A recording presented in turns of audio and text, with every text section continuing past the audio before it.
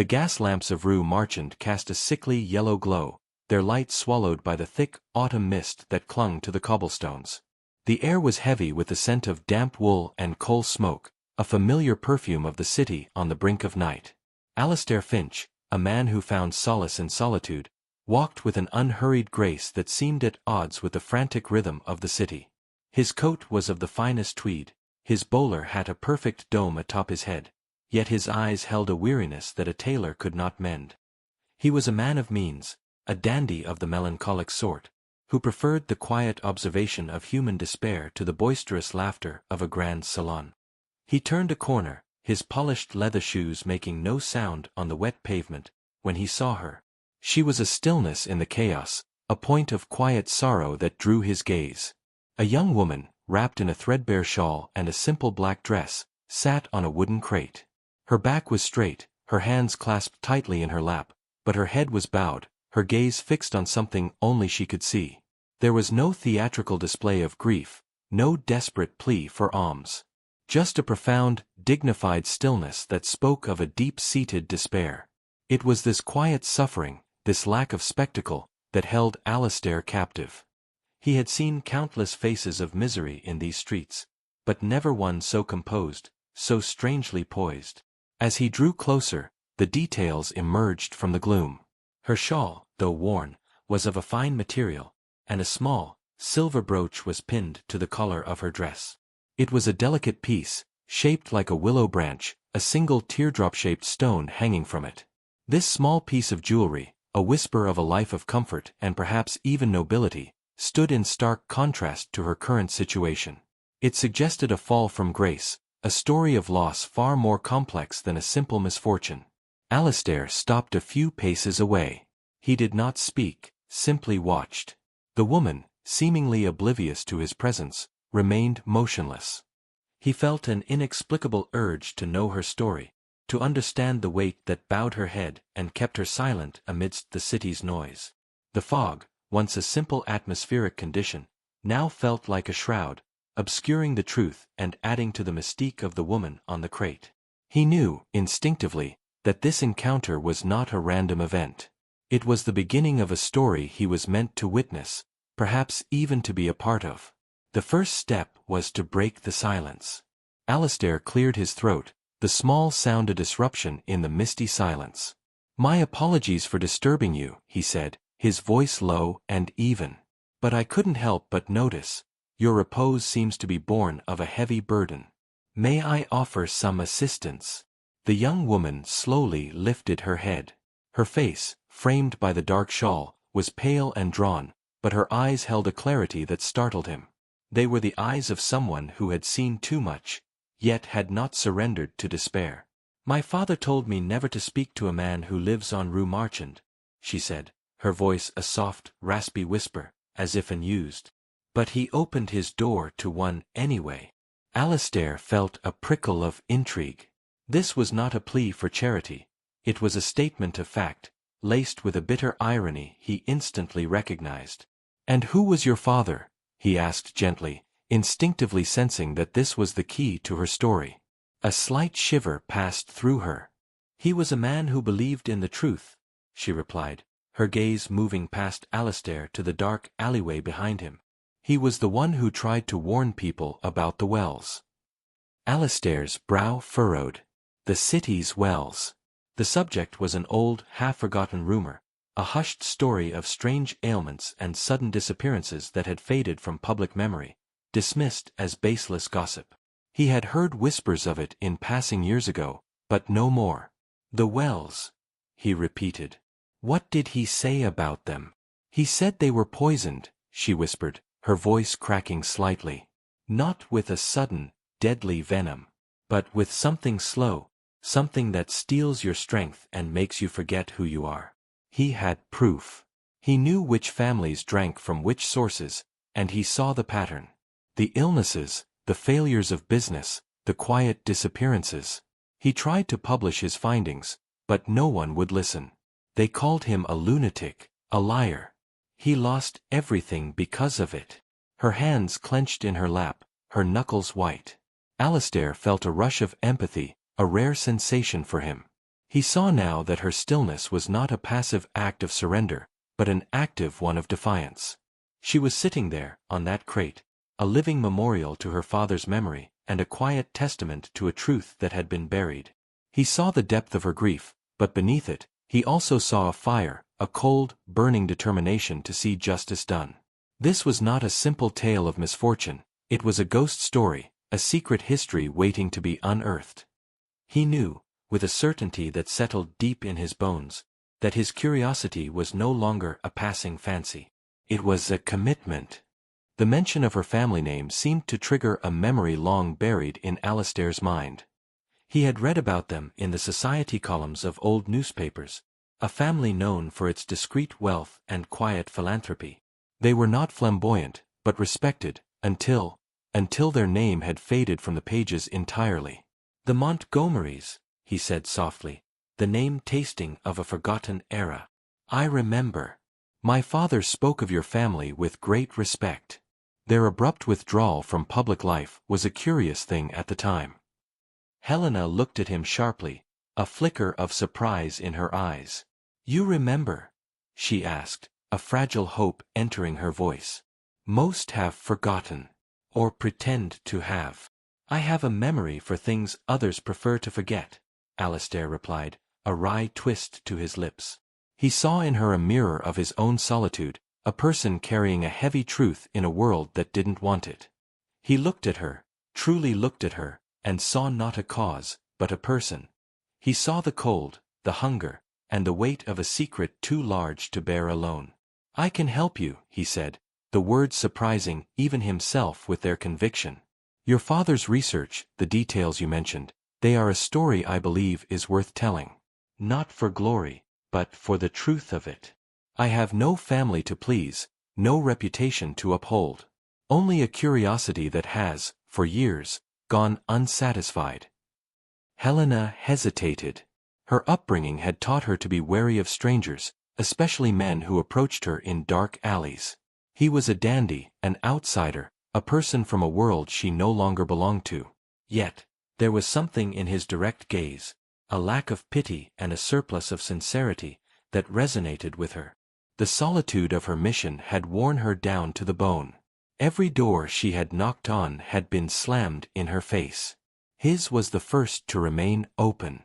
"Why would you risk it?" she asked, her voice stronger now, a challenge in her tone. "It cost my father everything." "Because I believe some truths are meant to be unearthed, no matter the cost," Alistair stated simply. He extended his hand towards her. It was a formal gesture in an informal setting, a silent pledge. "Let me help you honor his memory. We will do what he could not. We will prove it." Helena stared at his hand for a long moment, then at his face. The mist swirled around them, an opaque curtain between their world and the rest of the city. She saw his resolve, and she felt a small, desperately needed spark of hope ignite within her. She slowly, deliberately, placed her calloused hand in his. The silent pact was sealed, not with a word, but with a handshake.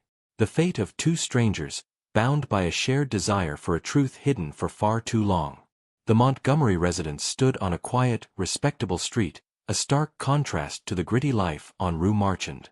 But time had not been kind to the house.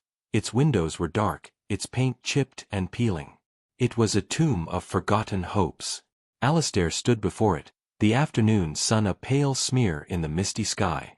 He had secured a key from an old acquaintance who managed the city's abandoned properties, a small favor that required a sizable bottle of scotch. The silence of the house was profound, broken only by the creak of the floorboards beneath his feet. The air inside was cold and stale, thick with the scent of dust and a history of despair. He began his search in what would have been the study, a room dominated by a large, empty mahogany desk.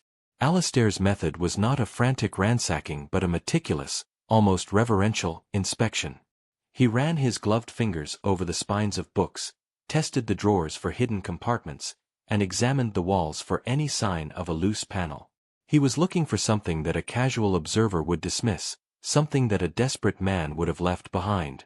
After an hour of fruitless searching, his gaze fell upon a single, loose floorboard beneath the desk. He knelt and, with a slight effort, pried it up.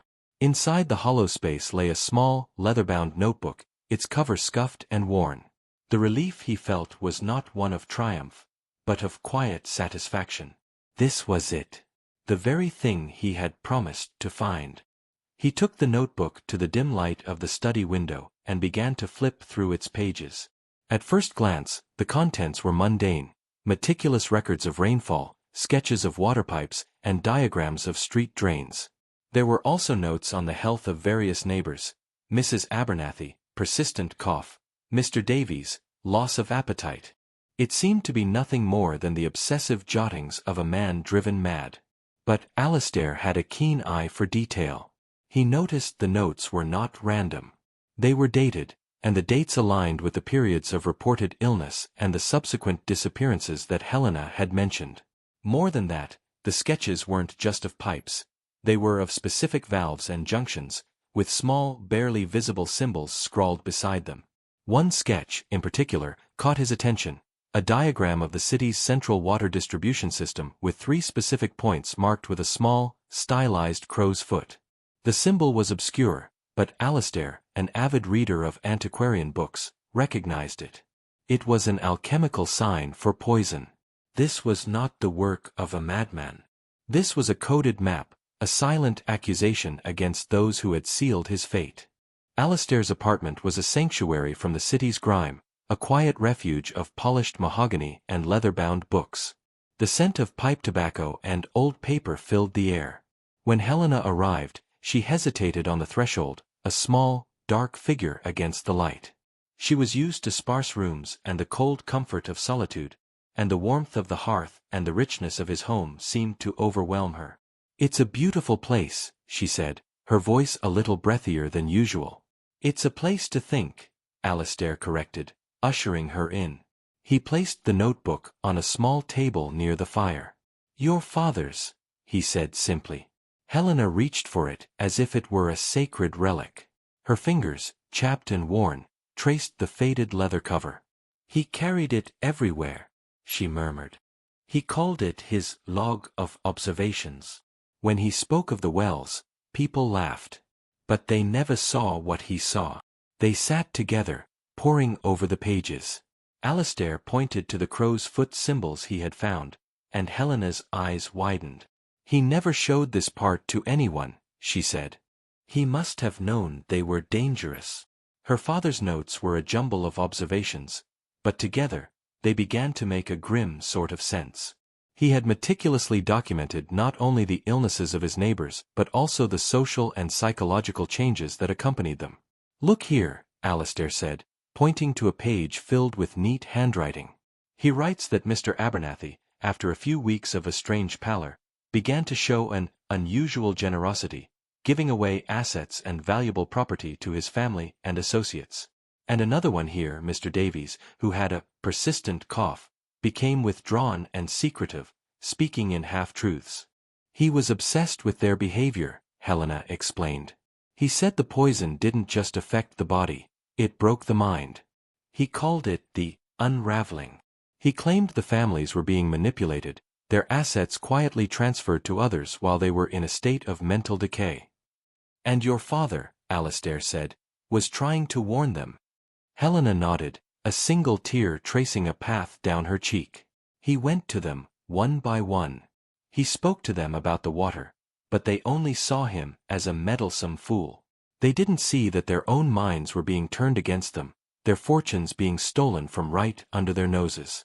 The worst part was that they became compliant. He used to say they were so broken, they gave up their riches gladly." Alistair felt a shiver run down his spine. The conspiracy was more insidious than he had imagined. It wasn't just about poisoning a few people, it was about systematically breaking their wills to seize their wealth. The notebook wasn't just a record of a tragedy, it was a testament to a sinister, methodical plan. He looked at Helena and knew, with absolute certainty, that her father hadn't been a lunatic. He had simply discovered a truth so dark that no one had been willing to believe him. The musty air of the public archives hung heavy around them, a scent of aging paper and forgotten stories.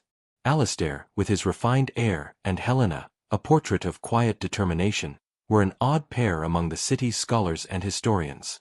Their quarry was not ancient history, but a very recent and very hushed one.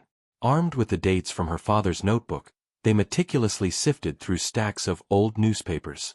The pages, brittle with time, rustled like dead leaves. "He marked 3 names in the back," Helena said, her finger tracing a faint sketch in the ledger. "Mr. Abernathy, Mr. Davies, and Mrs. Beatrice Covington." Alistair pulled a large, bound volume of the City Herald from a shelf. The years blurred as he flipped through the pages, searching for the dates that coincided with her father's notes. Finally, he found it, a small, unassuming paragraph on page 4 of a May 1888 edition. The headline read, "Society's Latest Wanderlust." It spoke of Mrs. Covington's sudden decision to embark on an extended tour of the continent for health purposes. The tone was light, almost celebratory. Helena leaned in, her eyes scanning the words. "He never wrote that she disappeared," she whispered. "He said she became pliant." Alistair found a similar article about Mr. Abernathy, whose sudden generosity was attributed to a newfound spiritual awakening. The paper noted he had relocated to the countryside for a quieter life. The euphemisms were glaringly obvious now. The city's elite didn't disappear, they simply traveled or relocated. A chill ran down their spines. It was a pattern, a meticulous cover-up orchestrated to make the disappearances seem like personal choices rather than consequences of a sinister plot. Her father hadn't simply imagined their compliance. He had documented its public-facing narrative. The newspapers weren't reporting a story, they were manufacturing a convenient reality. The elegant, well-to-do members of society, the very people her father had tried to warn, had vanished without a trace, their fortunes discreetly absorbed by others. They worked late into the evening, the lamplight casting long shadows across the newsprint. Every confirmed name from the notebook became a small victory, a piece of irrefutable evidence. The evidence grew from a theory to a solid case. The notebook was a silent testimony, the newspapers were the public's blind eyes, and they were the only ones who saw the truth. They now had a path forward, to find out who benefited from these disappearances. The Montgomery notebook, now a grim treasure map, revealed a new lead. Tucked between a list of dates and a cryptic sketch of a pipe junction was a single name, Dr. Ernest Blackwood. Alistair, using his connections, learned the doctor had retired years ago, a man who had simply vanished from medical circles. He was now living in a small, solitary house on the outskirts of the city, a place where secrets could be buried as deeply as bodies. They found him in a neglected garden, his hands gnarled and stained with dirt, a frail figure stooped over a bed of wilting roses. Dr. Blackwood was a man who looked as though he had been carrying a burden for a very long time. When Alistair introduced themselves and mentioned the Montgomery name, a flicker of recognition and fear crossed his weary face. "I have nothing to say about that family," the old doctor said, turning his back to them. His voice was thin, brittle as old bone. "Those matters are best left buried." Helena stepped forward. "My father was the one who went to you. He spoke to you about the water. You believed him, didn't you?" Her voice trembled with emotion, her desperation a raw, undeniable force. The doctor turned back slowly. His eyes, though clouded with age, were filled with a deep, haunting remorse.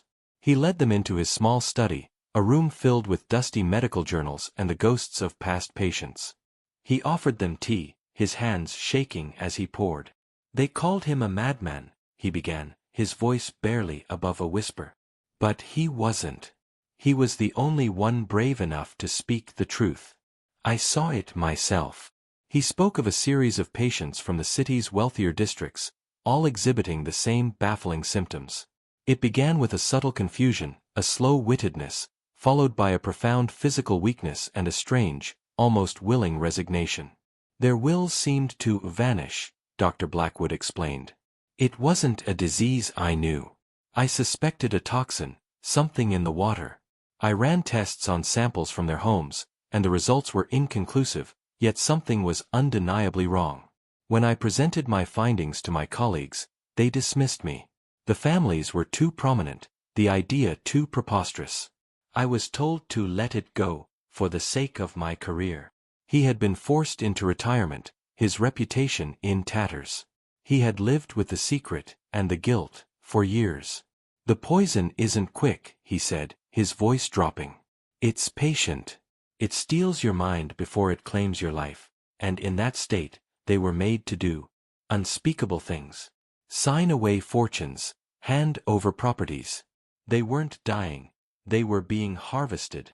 The doctor looked from Alistair to Helena, his old eyes filled with a fresh hope. You are the first to come and ask. The first to believe. He pointed to a small wooden box on his desk. Your father gave me this. He said if anyone ever came looking for the truth, I was to give it to them. The wooden box from Dr. Blackwood contained a small glass vial filled with a dark, oily liquid and a folded, hand-drawn map. The map was not of the city streets, but of the city's labyrinthine underground arteries, its plumbing system. On the map, marked with a small, ink-stained cross, was the location of a specific water main on the outskirts of town, near an old, disused industrial site. Armed with this newfound knowledge, Alistair and Helena set out under the cover of a new night's fog. They traveled by hansom cab to the edge of the city, where the gas lamps grew sparse and the cobblestones gave way to mud. The air here was heavy with the metallic scent of rust and decay. The place was an abandoned foundry, its skeletal structures like the bones of a long-dead beast against the pale moon. Following the map, they found a maintenance hatch, its heavy iron lid rusted shut. Working together, they managed to pry it open, revealing a dark, dripping tunnel that descended into the earth. The air that rose from the depths was foul, a cloying mix of stagnant water and something sickly sweet. Alistair went first, a lantern held high, its weak light carving a path through the suffocating darkness. They followed the pipe for what felt like miles, the sound of their boots echoing strangely off the curved walls. The smell grew stronger, and as they rounded a corner, the lantern revealed the source. The pipe, a massive iron serpent, had been tampered with. A smaller, crude pipe had been fitted to it, sealed with a thick, tar-like substance. This smaller pipe led to a series of large vats, now half empty. The liquid within them was the same dark, oily substance from the vial. This is it, Alistair said, his voice low with disgust. This is where the poison is added. Slowly, methodically. He ran his gloved hand along the pipe, feeling the unnatural heat from the vats. This wasn't an accident. It was a well-funded, well-planned operation. Helena knelt and carefully touched a puddle of the strange liquid on the ground. She wiped her finger clean on a rag, and looked at Alistair, her eyes wide with a mix of horror and grim satisfaction. My father was right, she whispered. All this time, everyone was drinking this. The rich and the poor. It explains why no one could trace it, why it wasn't just affecting one part of town. The grim reality settled upon them. The poison was not targeted by district but by class, affecting anyone with enough wealth to matter to the conspirators, regardless of their location. The elegance of their lives was not a protection but a vulnerability. Their thirst for power had been a thirst for poison all along. The truth they had uncovered was a cold, bitter draught. Alistair and Helena stood in the grimy tunnel, the silence more deafening than any sound. The scale of the crime was now horribly clear. This was not the work of a few petty criminals, but a sophisticated operation run by individuals with immense resources. The weight of this realization settled heavily upon Alistair, dredging up a memory he had tried to keep buried. He turned to Helena, the lantern light casting long shadows across his face. He saw her resolute expression and knew he could no longer keep his own secret. There's something you need to know, he said, his voice raw. Something about my past. He explained that his father, a shrewd and ambitious man, had been an investor. In the early days, before Alistair inherited his wealth, his family had dealings with the very same high society names that appeared in her father's notebook. My father was a quiet man, not a socialite, but he had a knack for knowing where to invest. In the years your father was documenting his observations, my family's wealth grew exponentially. There were rumors, whispers of fortunes being liquidated at suspiciously low prices. Assets from families who were suddenly relocating. Alistair looked away, ashamed. I asked my father about it once. He told me it was simply a matter of seeing an opportunity where others saw only loss. But I always felt there was something more, something he wasn't telling me. He would become distant, melancholy, just like me now. The money. It felt tainted. He felt the full weight of his confession. He was not a perpetrator, but a beneficiary of the very crime they were investigating. His hands, which had helped find the notebook and the contaminated water, were now implicated in the very thing he was trying to solve. The money that funded his comfortable life, his solitude, his very existence, might have been born from the despair of families like hers. Helena was silent for a long moment, her eyes fixed on him. She saw the truth in his face, the deep-seated guilt he had carried for years. She had every right to turn away, to walk out of that dark tunnel and leave him to his shame. But she didn't. Instead, she took a step closer, her expression softening. "He told me not to trust a man who lived on Rue Marchande," she said softly. "But he never told me not to trust a man who had the courage to tell me the truth." Her trust was a profound gift, a silent reassurance that their pact was not broken. The path forward was no longer just about justice for her father, it was also about redemption for Alistair's. Leaving the dark, dripping tunnel behind, Alistair and Helena walked back toward the city, the cold night air a harsh but welcome contrast to the foulness below. Alistair's confession had changed something between them. The space that had once held a quiet tension was now filled with a grim, shared purpose.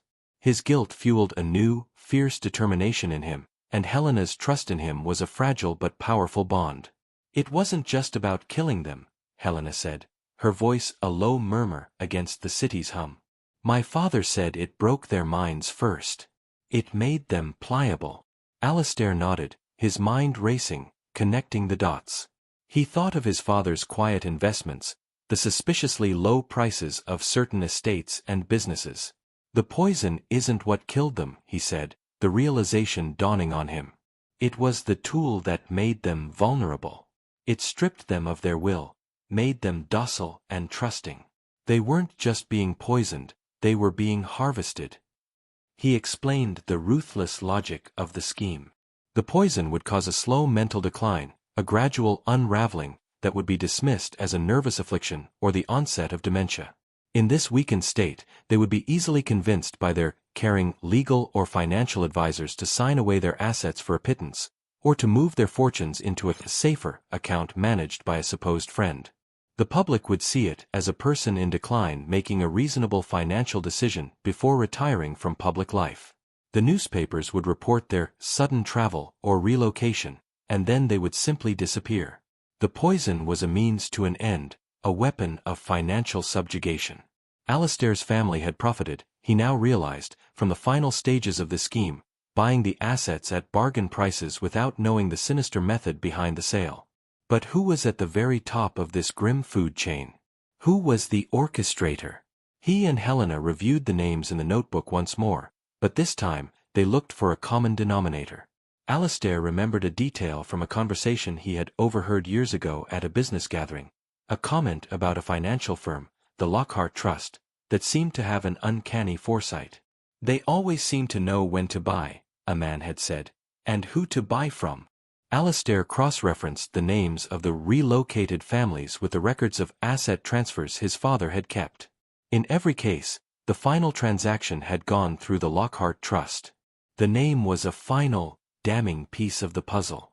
The crime was not random. It was a methodical, long-term operation to seize the wealth of the city's most prominent families. It was not a tragic illness, but a cold, calculated poisoning. And they now had a name, Lockhart. Armed with a portfolio of grim evidence, Alistair and Helena felt an unshakable sense of purpose. They had the notebook with its cryptic symbols and a clear motive, the newspaper clippings chronicling the disappearances, and the chilling account of Dr. Blackwood. Most importantly, they had the name of the orchestrator, the Lockhart Trust. They were confident this was more than enough to persuade the authorities. This was not a story anymore. It was a case. They presented their findings at the precinct house, a building that reeked of stale coffee and unwashed uniforms. They were directed to a jaded inspector named Davies, a man with a thick mustache and eyes that had seen too much to be surprised by anything. They laid out their evidence with methodical precision. Alistair spoke of the alchemical symbols, the financial transactions, and the pattern of disappearances. Helena spoke of her father, of his desperate warnings, and the slow, insidious nature of the poison. The inspector listened impassively, his face a mask of polite indifference. When they were finished, he let out a long sigh and leaned back in his chair. "A compelling story," he said, the words dripping with sarcasm. "A conspiracy of poison and profit. A hero's journey into a dark underworld." He picked up the notebook, flipping through the pages dismissively. "This is the work of a man unhinged, perhaps driven to despair by his own business failures. The papers you present are public record, and as for your expert, Dr. Blackwood, he's a known crackpot." He looked at Alistair with a flicker of recognition. "Finch, isn't it? The Finch family. You've been well known to the city's elites for a very long time. It would be a shame for your good name to be tarnished by speculation." The subtext was clear. He was telling Alistair to drop the matter, or face the consequences. He stood and led them to the door, his tone hardening. "Leave this to the professionals. There are forces at play you don't understand." The rejection hit them with the force of a physical blow. They walked out into the busy street, the noise of the city now a jarring reminder of their failure. The justice they had so meticulously sought was not waiting for them in the halls of power. The system was either complicit or too afraid to touch a family as powerful as Lockhart. The grand challenge they had imagined, a fight for truth, was now a lonely, two-person battle against a city that didn't want to be saved. The defeat, however, did not break them. It hardened their resolve. They had to find another way. They had to expose the truth themselves. After the humiliating defeat at the precinct, Helena's quiet grief was replaced by a cold, burning rage. "We will not go to the authorities," she said, her voice steady. "We will go to them directly." She pointed a determined finger at a name listed in her father's notebook: Lord Harrington, a wealthy financier who had acquired a number of valuable properties in the years following the disappearances. They tracked him to a grand city hall reception, a glittering display of the very society that had orchestrated the crime. Helena, in her simple, dark dress, was a ghost among the vibrant colors and lavish furs. Alistair, though more at home in these surroundings, felt like an impostor, his past now a heavy cloak. They found Lord Harrington by a roaring fire, a stout, jovial man surrounded by admirers. Helena moved through the crowd with a single-minded purpose. Alistair stayed a few paces behind her, a silent shadow. She approached the man and spoke his name softly. Harrington, startled by the presence of a woman so out of place, turned to her with a look of condescension. "Do I know you, my dear?" he asked. "My name is Helena Montgomery," she said, her voice clear and without a hint of fear. The name seemed to catch him by surprise. His jovial mask slipped for a fleeting moment, a flicker of cold recognition in his eyes. "And I know what you did." Harrington's laughter was a brittle, hollow sound. "You've been listening to that nonsense from your father, haven't you? It's all in the past, child. Your father was a good man, but he was mistaken." He reached for a glass of champagne, his hand trembling slightly. Helena didn't flinch. "He wasn't mistaken," she said, her voice low and firm. "He was a witness. He saw you acquire properties from the Abernathy and Davies families after their sudden departures. He wrote it all down. He knew the source of their unraveling was not a disease, but a slow poison. And he knew you were one of the men who gave the order."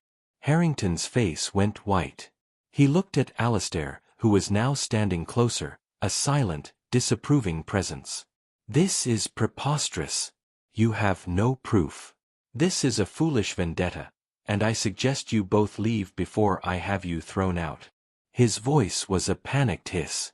But Helena didn't budge. "We have the proof," she insisted. "The notebook, the doctor, the contaminated water source. We know what you did, and we know who you worked with." The crowd around them began to whisper, their attention drawn by the drama. Harrington's polished exterior was cracking. He knew she wasn't bluffing.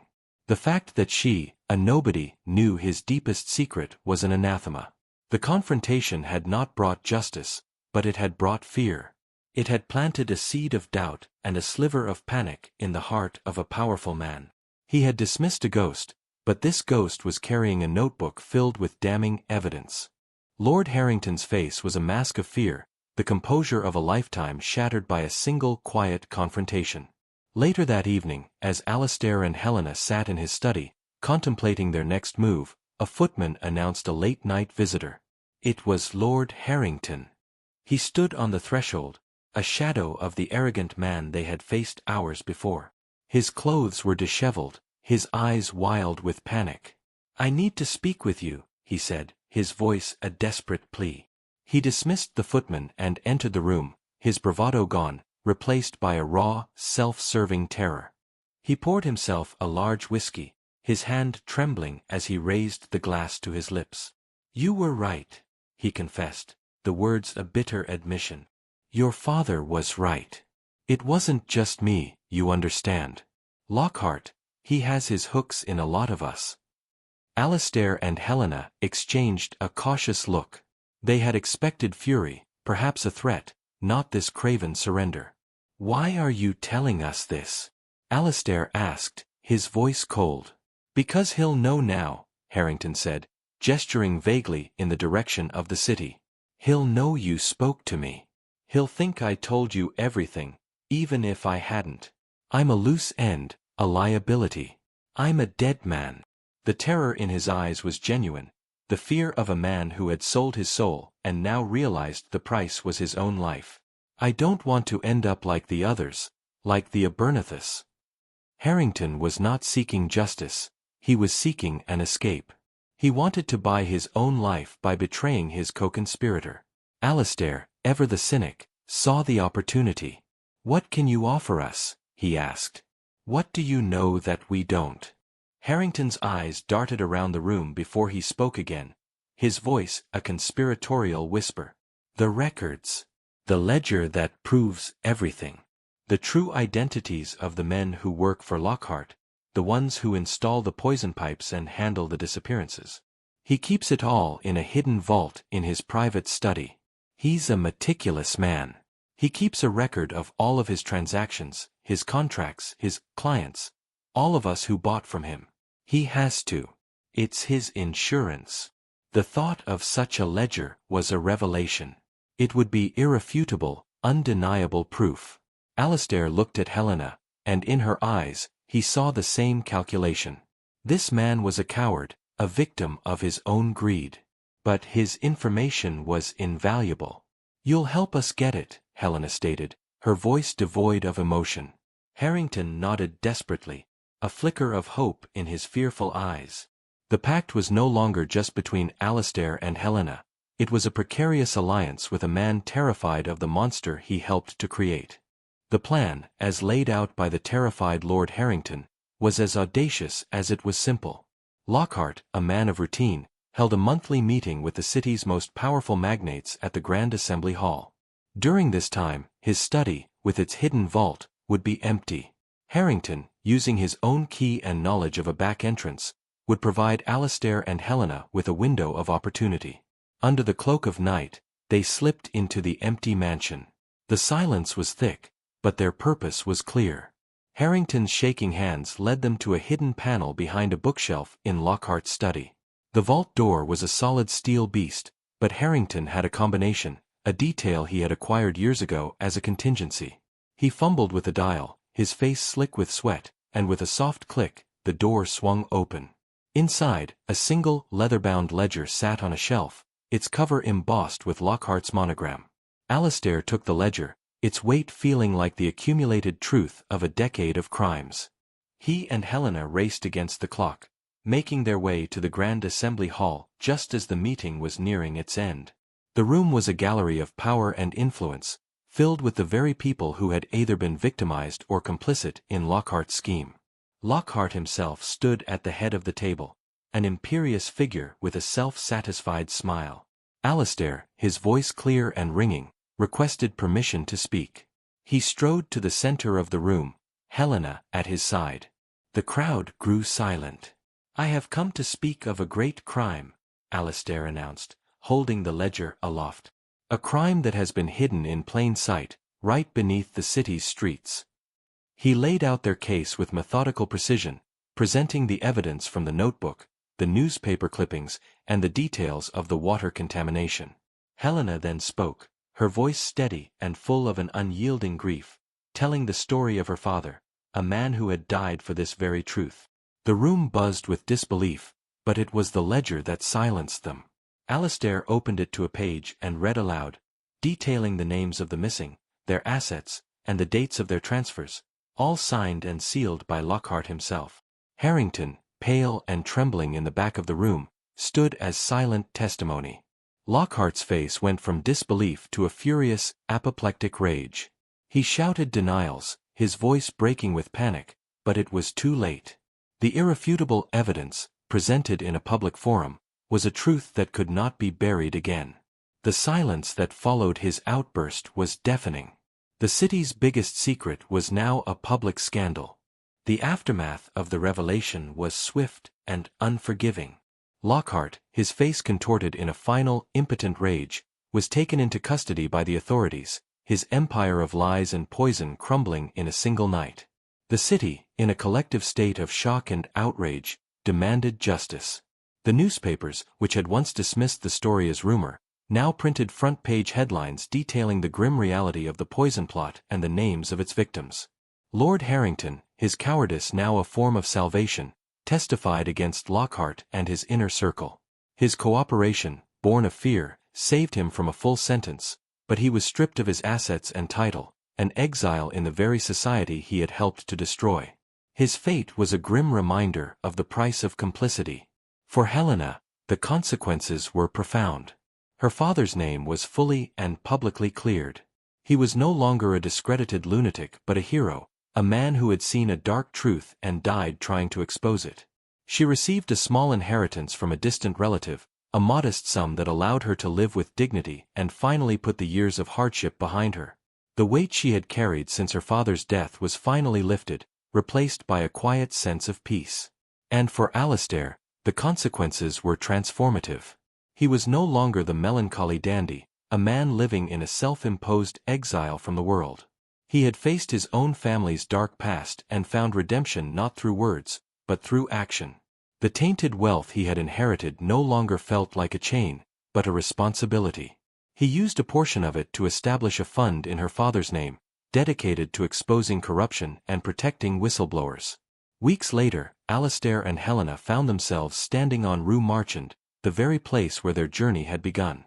The fog was gone, replaced by the clear light of a new day. The street was bustling with life, unaware of the grim history they had unearthed. "The place feels different now," Helena said softly, looking at the spot where she had sat on the wooden crate. "We made it different," Alistair replied, his voice full of a gentle warmth she had never expected to hear. He took her hand, a gesture of shared past and promised future. They were no longer two strangers bound by a promise in the mist. They were two people who had found each other, not in a grand ballroom, but in the grime and shadows of a city's darkest secret. Their shared experience had forged a bond of trust and understanding, a foundation for a life that, for the first time, felt truly their own. Their future was not a mystery to be solved, but a story to be lived.